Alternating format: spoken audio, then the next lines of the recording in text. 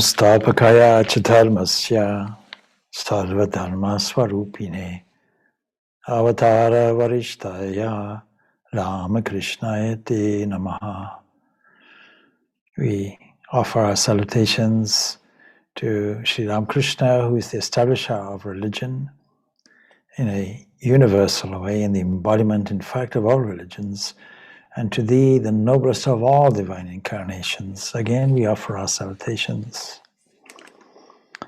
So, a few days ago, we had the opportunity of celebrating one of the giants of Sri Ramakrishna. By that we mean that those who were tutored under the tremendous divine umbrella of Sri Ramakrishna turned out to be spiritual giants, incomparable in their saintliness and incomparable in their capacity to move the world.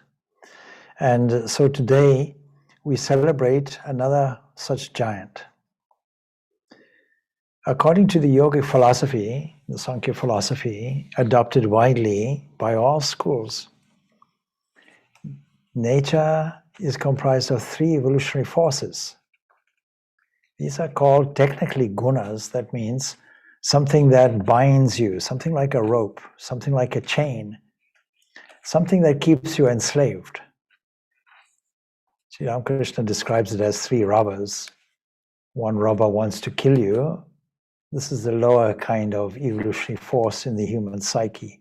The other wants to bind you, and the other one tie you up, and the other one wants to untie you and escort you to a safe place. But that robber will also have to leave. It is a robber nonetheless. And so this interweaving of these evolutionary forces, these gunas are not exactly qualities. They also represent a substance. It is necessary as a goal to transcend these three forces. And so the Bhagavad Gita mentions a person who has attained this supreme is called one of steady wisdom, sthita prajna, and the other description will be Trigunatita, the one that has transcended these three forces. So Swami Trigunatita, as we call him for short, he has been called this name for a very good reason. Firstly, his father didn't want him to associate with Sri Ramakrishna. He didn't see him as a renunciant. He wanted to hang on to him as a householder. And even when the master had passed away, Sharada was his name, he was dedicated to the Mother Durga. He found refuge ultimately in Baranagore, but still there he was hounded. And this may well have been one of the reasons why the monastic disciples took their monastic names and took formal vows, was to operate under the guise of a different name so that relatives couldn't easily find them. But he was a natural sannyasa, natural renunciant. And when you study the remarkable details of his life, you will see how he had such forbearance, a quality called titiksha. Under all kinds of circumstances, he managed to maintain his equilibrium and his calm in the face of tremendous suffering. So we find this disciple as a young man and of very, very keen intellect. He was able to remember 100 pages or so of Sanskrit text. He was very promising. He had a lot of promise going for him in his studies. But one incident had upset him, that he lost his gold watch. So there's an incident there. It caused him weeks and weeks of sorrow, to the extent that the crucial exam he was going to pass, he failed. Knowing his great, great potential, knowing his intellectual skill, Vendranath Gupta, who was his principal, who was obviously a devotee of Sri Ramakrishna, loved him very much, and so decided to pacify this young boy who was so depressed in his spirits of this material loss. And so it was this painful event, this attachment, that managed to bring him to Sri Ramakrishna. Although, of course, the loss of a watch is a comparatively trifling thing, it is very common for us all to be enormously distressed over trivial pursuits, trifling issues and things, small objects. Anyway, it became the indirect cause of the great future events that were to unfold. A pure soul like Sharada was at once, of course, attracted to the great saint of Dakshinaswar, and he began to go to him whenever he could make time.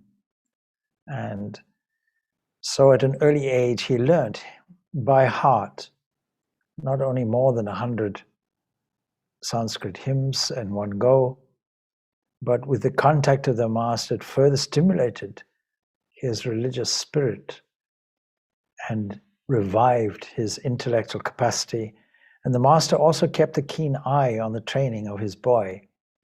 Now, he came from an aristocratic background, and the way that Ramakrishna taught his young disciples was very unique. He managed to have an insight into what was immediately required. Primarily, of course, the great spiritual discipline is to remove entirely the key obstacle of egoism, an attachment to a personality or a personal history connected with the body-mind, a certain egoism that often develops from our childhood background. And so he was born in a very aristocratic family, and the master taught him humility. Once the master asked the boy to bring water and wash his feet. And of course, there were many friends around watching, standing near. And that, of course, made the situation very embarrassing for young Sharada. And so his face flushed, and a sense of humiliation overcame him. But the master repeatedly asked, so he couldn't escape it. And so he did the work. And there was no way he could avoid it. So he obeyed. But this incident forever broke down the feeling of his aristocracy or sense of superiority. And in the innocent boy, it implanted a spirit of service which he was able to use in the future. And so not only was he intellectual, but his heart was also open. And that was necessary. And it's no good having the heart open unless the hands move, make a movement of service toward others. So once the master had passed away, he resorted to the monastery, but after a while, like everybody else, found that it was necessary to go and wander in order to maintain all the benefits that the master had given. I mentioned this particular motive for going here and there, away from the central monastic buildings, in order to sustain all the gain, all the wonderful blessings and grace that the master had supplied. And so he went on various pilgrimages. One was to Kailash and Manasavara. And these days it is popular to go to these places by coach or by an organized tour, often going via China or sometimes going through Nepal. But it was much harder in those days. The bitter cold, I always remember one local devotee here in Ireland going on a trip on Kailash, which had been organized and well planned. And he said, I've been to Alaska, I've been to various cold places, but this was the coldest I have ever been. The wind just bit through my very bones. Anyway, he found his pilgrimage to be a very sacred one. And like Swami Trigunatitananda, he gained the spiritual value, and in amongst the hardships endured, But of course, you have to go with very daring and adventurous spirit, and he had this in plenty. And wherever he went, he also carried with him his own habit of studying. When he was at the Alambazar monastery where they had moved, his room was packed with books with which he would be found constantly busy. Now, in 1897, when the district of Dinajpur was in the grip of a terrible famine, he got stuck in, and he went there, he organized relief work in the spirit of the new movement that Swami Vivekananda had made. And we can recall now how the master had taught him the spirit of service by asking him, please, to wash his feet. Anyway, on that occasion, the occasion of the relief, his wonderful spirit of service was truly in evidence. And himself only living on bhiksha, that is, only living on alms that was given, or sometimes on scanty morsels, or even no meals whatsoever. He labored day and night in distributing food to the starving population. If this incident alone remained as a single incident in his life, we would know the quality of this saint. But his life took a different turn. Actually, another incident that is a favorite in telling of his biography, of his life, was that he had a strange capacity as regards food.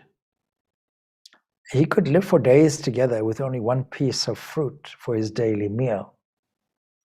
And if he liked, he could eat the quantity of food which it could take maybe 4 strongly built people to consume. And so having this capacity, he would sometimes, in fun, bewilder or embarrass his friends. Once on one of his pilgrimages, he went to a hotel for his meal, and he was very fond of telling this story. He began to eat so much because he noticed that the ethics of this hotel were not exactly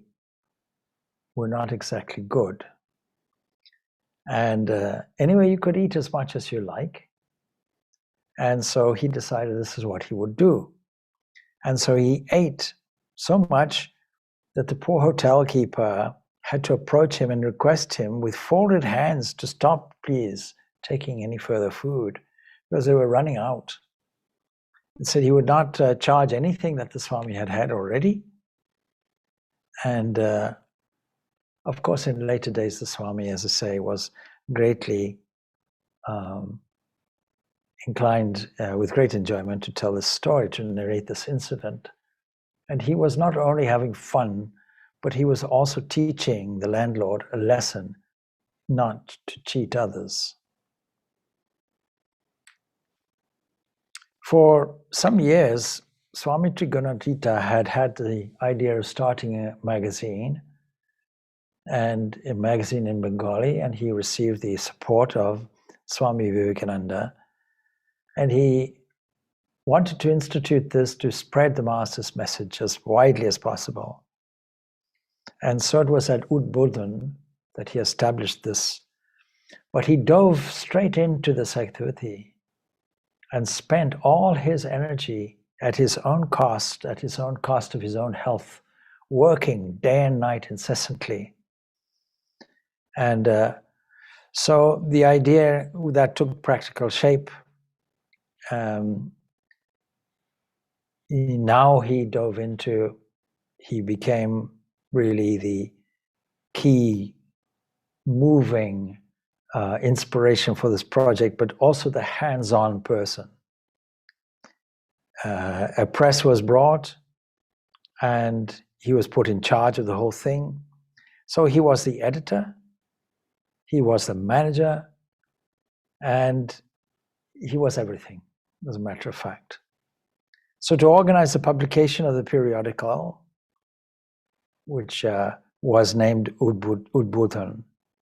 The Swami had to undergo such a Herculean labor, and he didn't care about his daily meal. He forgot to eat, and many times he didn't care about his physical comfort or any of his illnesses that he had. And so the magazine became the one absorbing interest of his life. Like everything else, he dove in 100%. In later life, we find him in America, and it's in America that we find the most inspiring incidents in the Swami's life.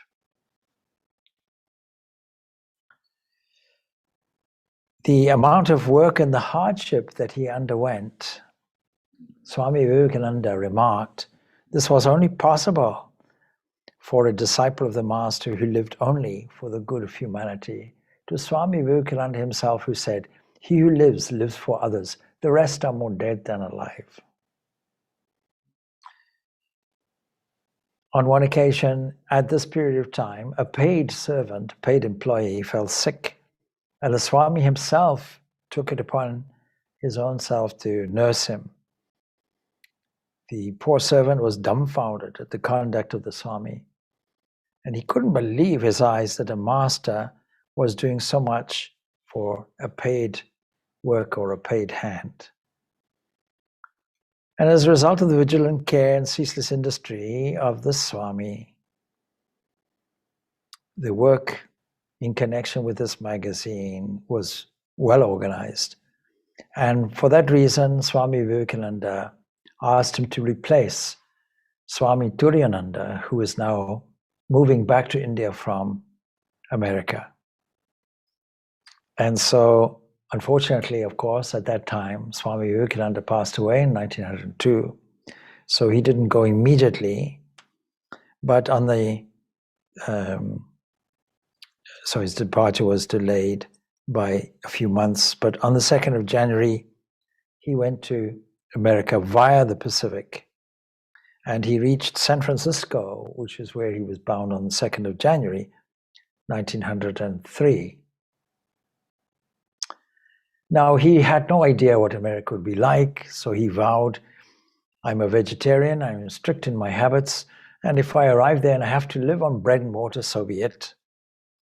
And then he determined that he would dress in Oriental dress, but he was surprised and delighted to see that he was met by Dr. M.H. Logan, the president of the San Francisco Vedanta Society, and a few weeks later he went to the home of Mr. and Mrs. Peterson. These are great, great staunch devotees, and they were delighted to have him, and so that the work of the Vedanta could nicely continue. And so shortly after his arrival, students of the Vedanta began to come from all directions. And of course, the news of another Swami, again, a direct disciple of Sri Ramakrishna, immediately reached many people, and so formed a very firm foundation for the work in San Francisco. A flat was taken on March 1903, giving a larger space for the classes and lectures away from a simple home. And this is how all Vedanta societies that I know of start in somebody's home in a humble way, and it grows from there. That also supplies an intimacy in the classes where proper questions and answers can be dealt with. And so in a typical way, this was the pioneering work that the Swami was doing. And then in 1904, in response to other calls, the Swami found a fertile field of work in other places away from San Francisco, such as Los Angeles in Southern California, about 420 odd miles away from San Francisco. But after organizing classes there, he really found it very difficult to carry on. So he requested a Swami to be sent from India. And that Swami came, but for various reasons didn't stay long.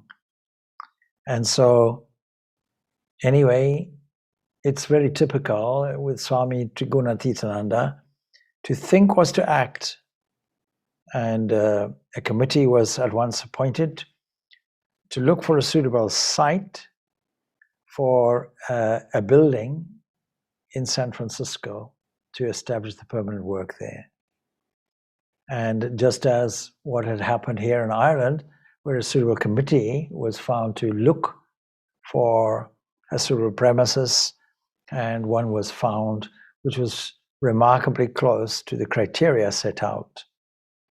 In this same way, we see Sri Ramakrishna working through the hands and hearts of all, and inevitably some solid thing is established for the propagation of the Vedanta philosophy. And so it was also that the first Hindu temple in the whole Western world was established in San Francisco and recently renovated as well. And it still stands today as a kind of universal temple, which is typical of Hindu temples, or the Hindu temple that represents the universal ideals within Hinduism. And the architectural style was designed to establish a kind of universal appeal with various styles being presented.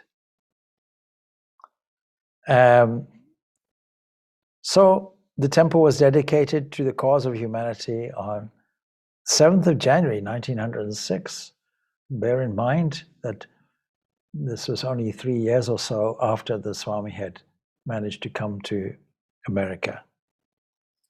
So a remarkable progress, and all of it requiring this pioneering spirit and Herculean effort and strength, despite the various vicissitudes, physically and also materially, that the Swami was used to enduring. Anyway, about 10 or so inmates joined the monastery and wanted to lead a monastic life. And so a monastery was also established. Of course, there was already a place a retreat center that Swami Trigunatitananda had established. And there, Swami Trigunatitananda earnestly started shaping the lives of those who wanted to lead a dedicated life. And they were all subjected to very, very strict discipline. He himself was a disciplined person.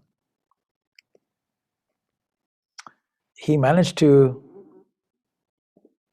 advance the minds of others through very short, sharp dictums. He was also very fond of singing. And so he took devotees to the San Francisco Golden Gate Bridge, where they sang heartily in the early mornings. He was very fond of these forceful maxims that he gave out to support people. And when someone recited the great watchword of the American Republic, which was eternal vigilance is the price of liberty, he made that person repeat it again and again and again. He found it so profound.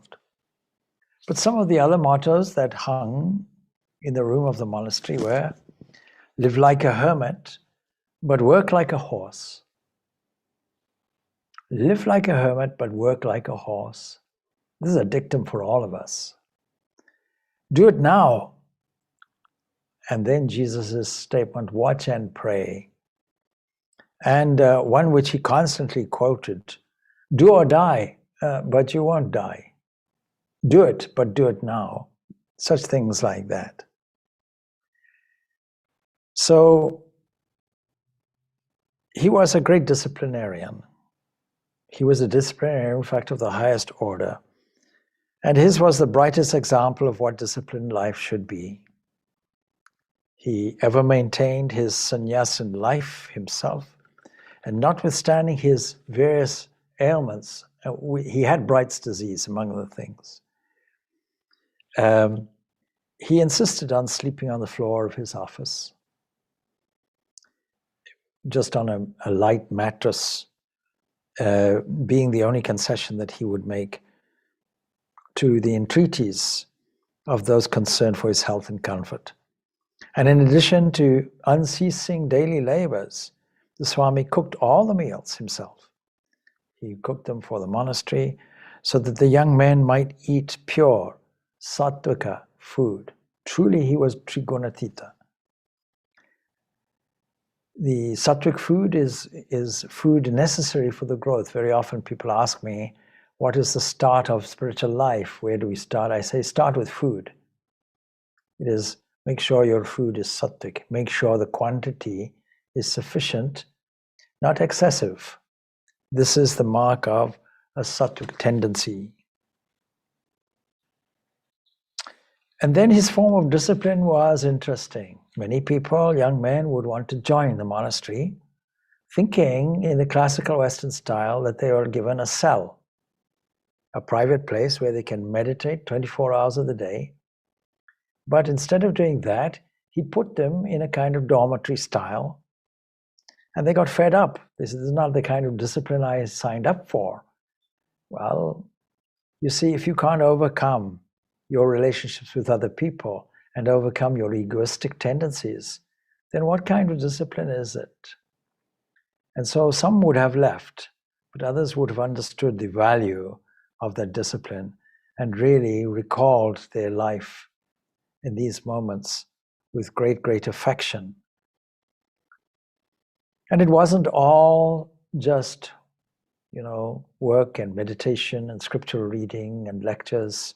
When he held retreats, which was once annually, he would also schedule some time for fun, and he would fully engage in that fun. The people who came for discipline were assigned sleeping quarters, as I say, usually in the same room as others, and being subject to the limitations of privacy which such close contact brought, they found it sometimes a little awkward.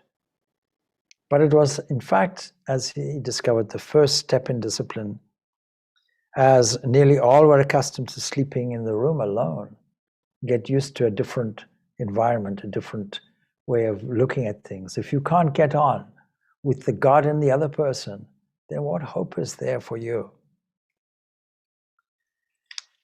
And then in terms then of how he inspired people, it was in his own personality. The life of the Swami was one long sacrifice, and those who were privileged to be in the presence found their doubts and troubles automatically melt away just by being in his very presence. He radiated holiness,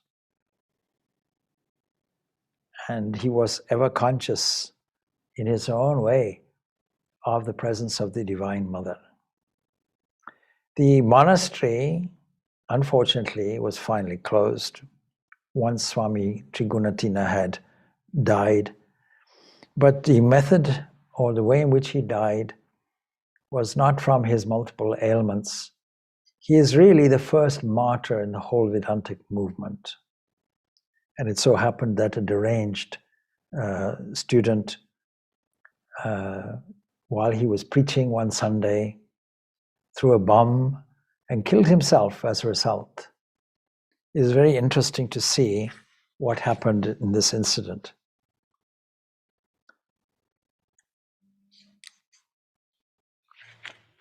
The incident I'll read out almost verbatim from his biography.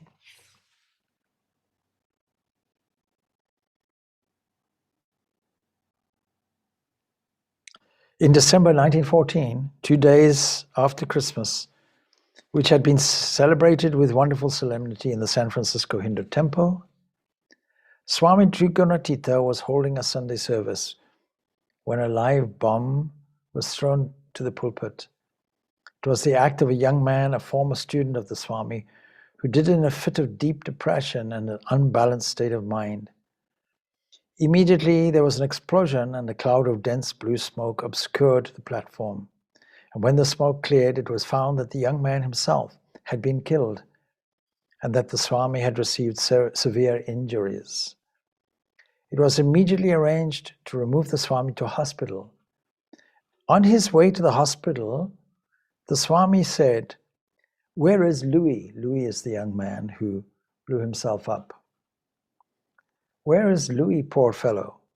In the midst of excruciating pain, his mind was yet filled with pity that anyone should do such a rash act.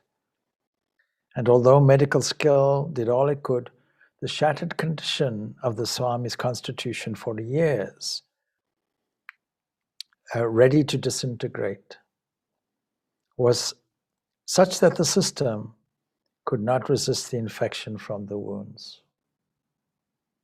And although every waking moment was one of intense suffering, he never complained. No word of complaint ever passed his lips. From time to time, he gave gave instructions and blessings to one disciple after another to be faithful to the cause to the end. And even to the last, his thoughts were never for himself, but always, always for the Master's work and mission. On the afternoon of 9th of January, the Swami aroused himself out of an apparently unconscious state, and in the course of the conversation with the young disciple in charge, said he would leave his body the next day, the 10th, or Swami Vivekananda's birthday. And so, just before 7:30 p.m. that evening on 10th of January, the young man was called out of the room for a few minutes.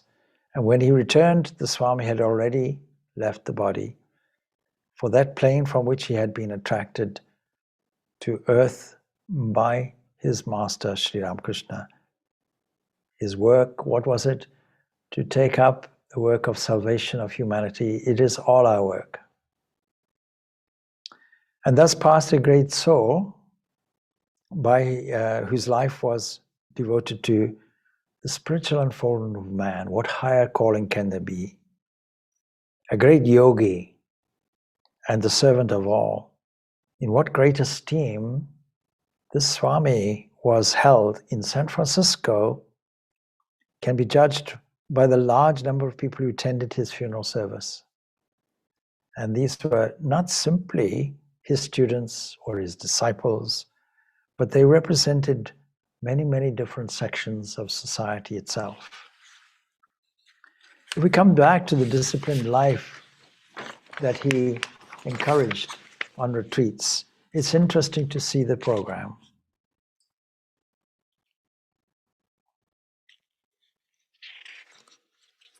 Practically the whole day, from 3:45 in the morning, when everyone was to get up, till 10 o'clock in the night, when lights were out, the inmates were busy meditating, attending scriptural classes, listening to discourses, and so on.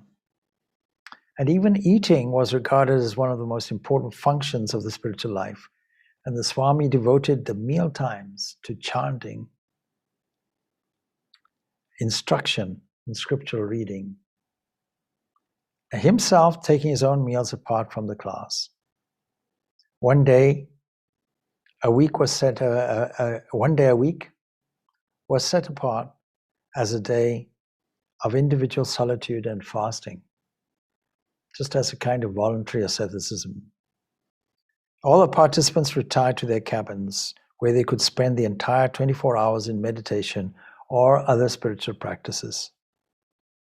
To some in that holy place, there came revelations and experiences in the 24 hours which silenced doubts, satisfied anxious longing, and gave new impetus to their spiritual aspirations.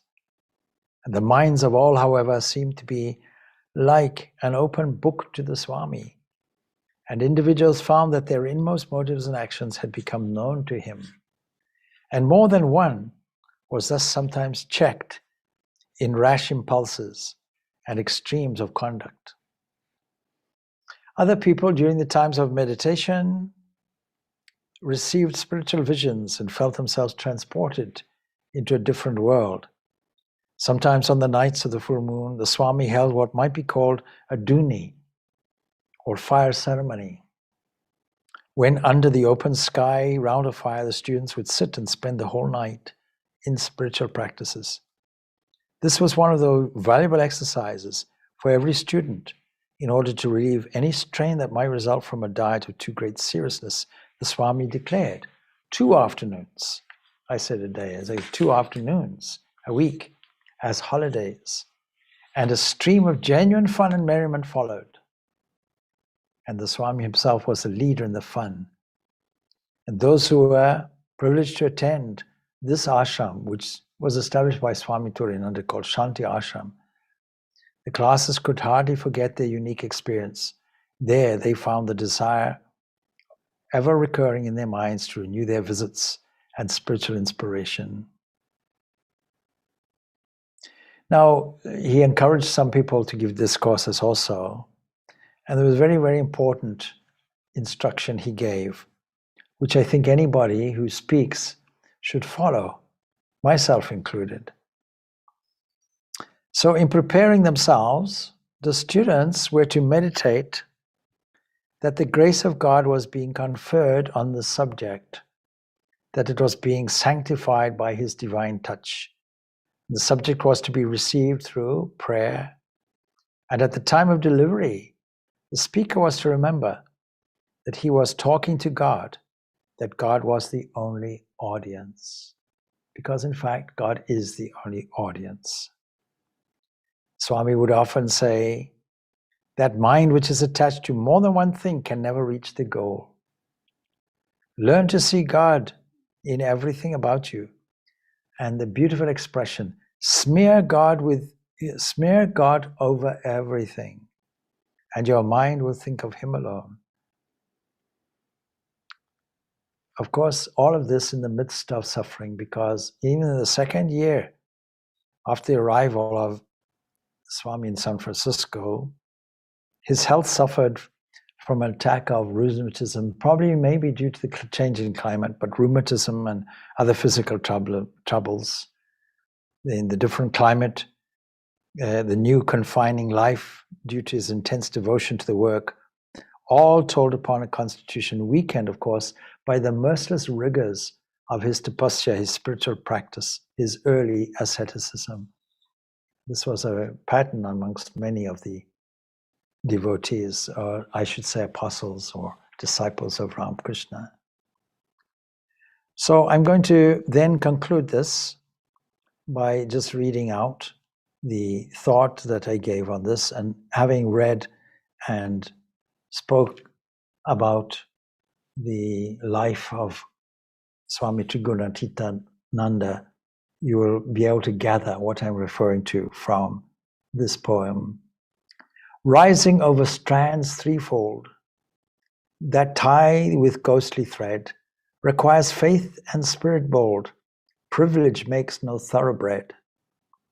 Scholar buried deep in books, who feeds the doubting minds, tirelessly cares in ingle nooks where poor hunger grinds. Such a saint did live and love, spared not health or discipline, inspiring students to rise above, while suffering giving medicine. When violent madness took a toll, and shock and anger disappoint, only love's blessings to extol was his transcendent counterpoint. This has to do with the Swami's life and teachings, and so I'm going to mention a number of his teachings, some of which I've referred to already, but more specifically, there are some very specific and profound teachings of his. I am reading here from the book originally published as The Apostles of Ramakrishna, later published as Disciples of Ramakrishna. I'm going to start in that section called Teachings. Is God all merciful? No. He is both merciful and cruel. What a wonderful teaching. Most religions would want God to be merciful and all-loving, a God like that. But we view God as the whole of existence, including nature, which has poles of opposites tugging in different directions. Of course, to the devotee and for the devotee, that great being that we call God is all love, all compassion, all merciful, no doubt. But as nature, God represented as Kali is the most appropriate form of nature that we can find. For it doesn't hide all the lows as well as the highs.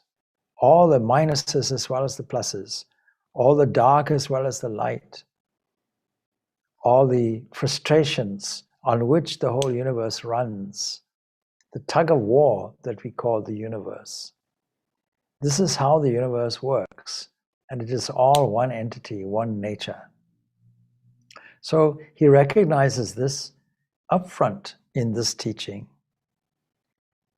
Then he mentions this. He says, he is softer than the flower and yet harder than adamant. Sometimes he is the loving mother and sometimes most terrible, the very consort of all-consuming time. You see in the Quran, almost every surah is prefaced with the all-merciful, the all-compassionate. We would like him to be like that, but yet, of course, to the devotee only is he like that. Infinite are his forms and infinite his qualities. He alone knows how he would guide someone or bless somebody. All that is beyond the comprehension of man, nay, of the gods even. He can be both infinitely kind and infinitely cruel. It is all according to his will. He cannot be guided according to our thoughts and wishes. We are his, and he will deal with us just as he pleases. Our devotion must not be dependent on any particular action, quality, or form of his. Our devotion must be without any motive. It is extremely bad if our devotion increases when he is kind, and it takes to flight when he is cruel or does not heed our prayers.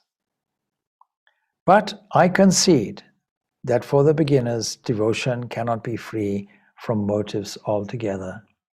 There was a question that came from somebody the other day, maybe it was yesterday even, you see,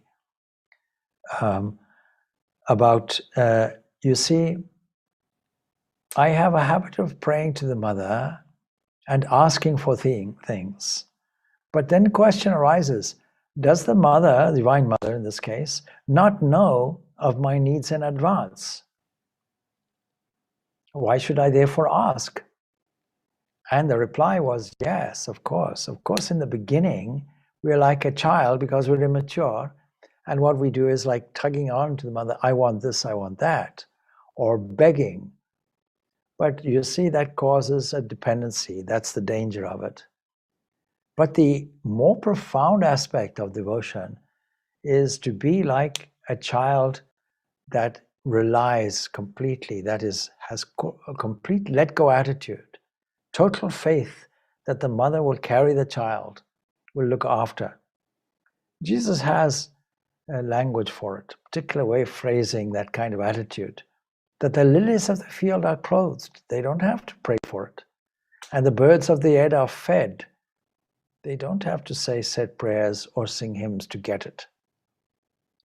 So to appreciate what is here and now, with full faith that we are loved and are looked after, is a much better attitude. That's the maturity in the devotion, away from the beginning position. But you see how we accept everything. You see how we accept the prayer of the petition. We don't decry it, but we elevate the mind even more. Once we understand that entity more and more, the mind is elevated to a different position, an accepting position. Anyway, going on with his teachings, men do not understand the simple fact that it is of little consequence how one conceives of him as kind, cruel, or whatnot. But what is fraught with danger is not to call on him at all. One must call on him, no matter whether one does so under the idea that he is cruel or that he is gracious. In the beginning, we sometimes pray out of fear or sometimes pray out of reward. It's a beginning, but it is better than nothing. Goodwill is so pure and holy, so strong and vital that even if one cultivates it for oneself, that goodwill converts itself into the welfare of others at last, indirectly and imperceptibly. And though in the first stages, in such cases, others come within its purview indirectly, with maturity it works for others even directly. To the outsiders, it seems at the beginning as though saintly people are engaged in their own welfare, hugging good wishes for themselves alone to their hearts and engaging themselves in spiritual practices for their own good. But when they attain perfection, it becomes obvious to all that they cannot help spending the remaining portions of their lives in doing good to others alone. A good man means a man with good wishes for others. And perhaps that summarizes the selfless life of this great Swami Trigunatitananda. So we'll finish off with that, wishing everybody peace, peace, peace be unto all. Om Shanti, Shanti, Shanti. Peace, peace, peace be unto all. Thank you.